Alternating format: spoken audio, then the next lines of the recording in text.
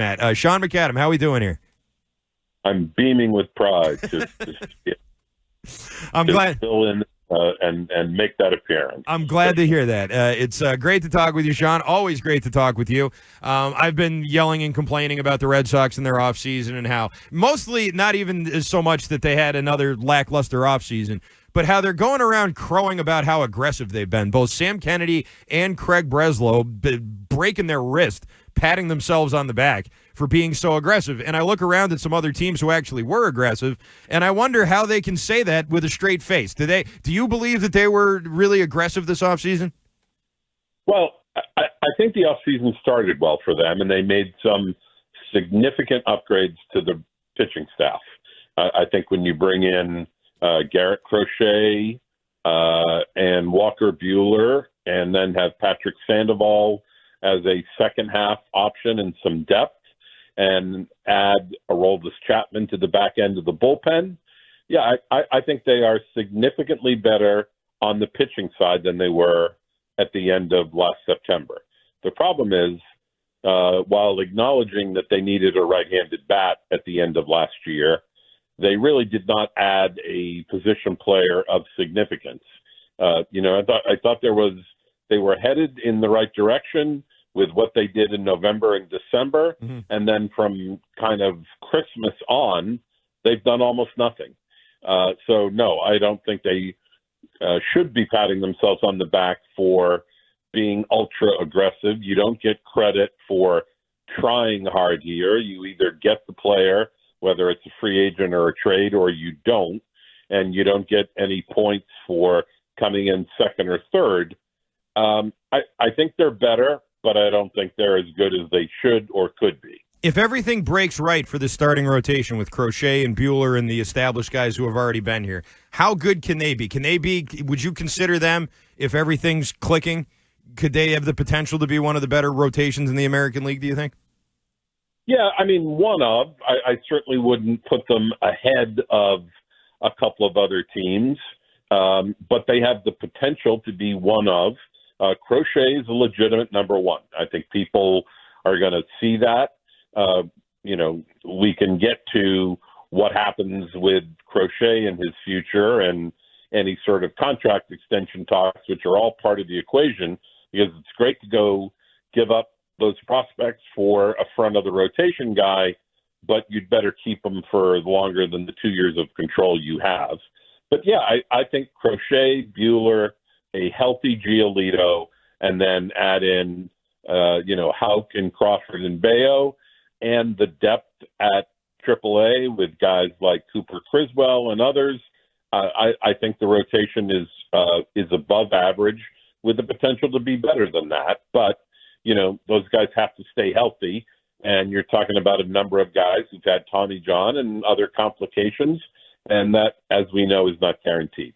You mentioned Aroldis Chapman a minute ago as someone they were aggressive with, and I agree. I mean, Breslow went right out and signed him and made that kind of a opening salvo, which I thought, and I think a lot of people thought, was going to signal a much more aggressive offseason in general. But that ended up being one of the splashier moves that they made. I questioned that move at the time because Cam Boozer is younger, cheaper, and had a better year last year. They ended up trading him to Chicago. Is that going to end up being a move that you look back at and say, well, what the hell do we need this guy for? We had a power lefty who the fans liked. They liked his story playing in the independent league and all that. And we move on for this guy who's older and less popular and maybe not as good anymore? Well, I mean, there's certainly off-field issues with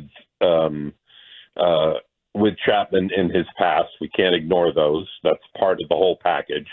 But I would take issue that Cam Boozer had a better year than Chapman did last year. I mean, Boozer was a nice story. It was a nice human interest story. We all remember the shot of him in the dugout in Pittsburgh after making his major league debut last year, all he'd been through health-wise and everything else. It's a nice story.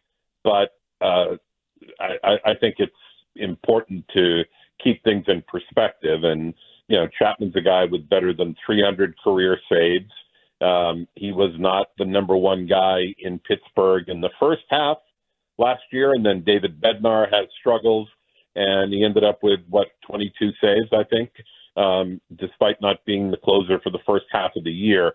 I think he's going to be used in the eighth inning. I think he's, for a team that needed some swing and miss capability at the back end, I think he's a nice add. I don't think he's going to be the guy in the ninth inning with most save situations. There'll undoubtedly be nights when whoever it is, whether it's Hendricks or Slayton or somebody else, he'll get a few save opportunities, but I think his value comes in getting swing and miss in the eighth inning and doing it from the left side. So if we can put some of the off-field and personal baggage aside, which is a significant part of the equation, I thought Chapman was a good move.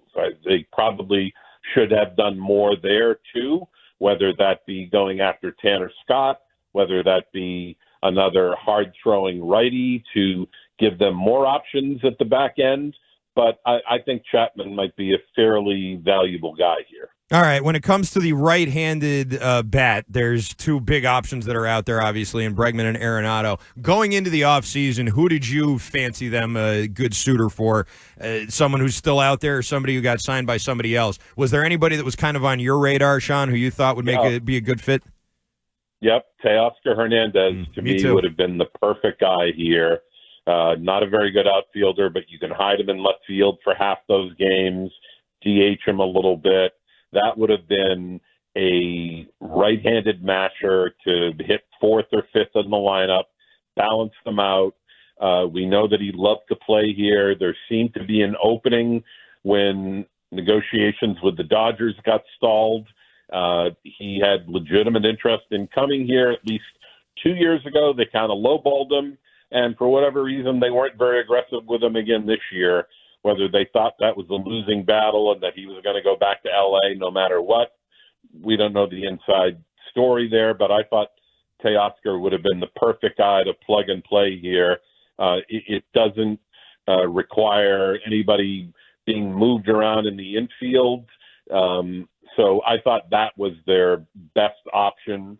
Now, if you're looking at the two guys that remain, there's some negatives on both.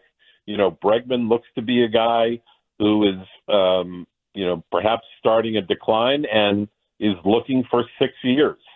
And I'm not sure that's the way that you should go, given that you've got Campbell and Meyer, some other guys that are going to be impacting that infield very soon. I think Arenado is probably a better option here, at least in terms of what it takes. I don't think it's going to take a whole lot in terms of prospects. It's a matter of how much they're willing to take salary-wise. He's owed, whatever it is, mid-20s per year for the next 3. It's actually, he's owed 30-something million a year, but the Rockies take care of about $10 million of that. So it's not a terrible commitment. You're looking at about, $68 million or so over the next 3 years.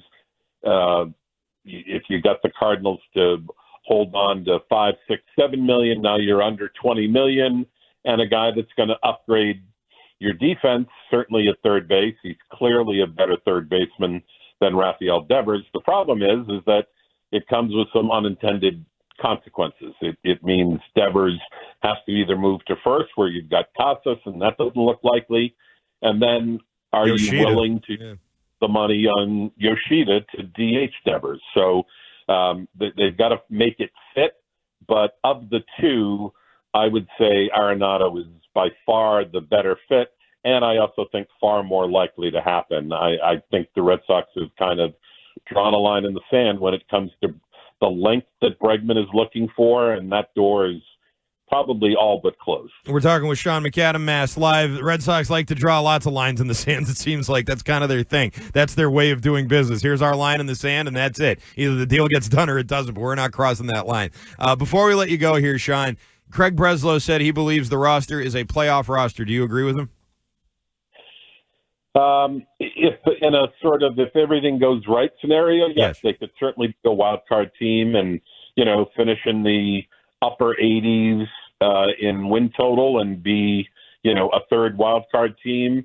I think they're helped by the fact that while everyone talks about the AL East being this great division, I'm not sure that's necessarily the case anymore. Clearly, the Yankees are the best team in the American League, and they're going to win the division unless something really screwy happens. But I thought Baltimore really dropped the ball this winter. They let Corbin Burns go and replace him with a 40-year-old Charlie Morton.